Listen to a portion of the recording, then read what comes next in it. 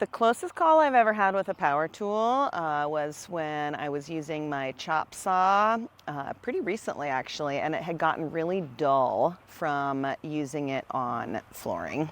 And I hadn't quite realized that it had gotten dull, and I was cutting just a piece of regular wood and it ended up throwing it, and it was pretty scary. So I definitely learned to be careful to keep your blades sharp.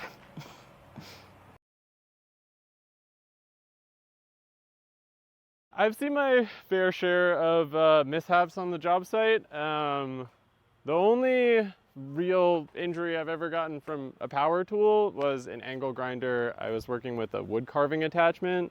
I like to call it the spinning donut of death.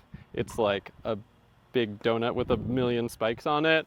And it was too big to have a guard on the angle grinder at the same time, and working by myself and wasn't paying enough attention, and it was just a little bit off one of my knuckles, but yeah, not good.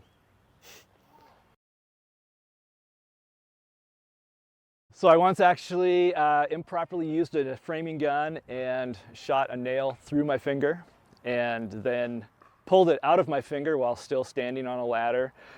And it was probably Friday. It was probably 5:30. I probably should have stopped about half an hour ago. And yeah, lesson learned.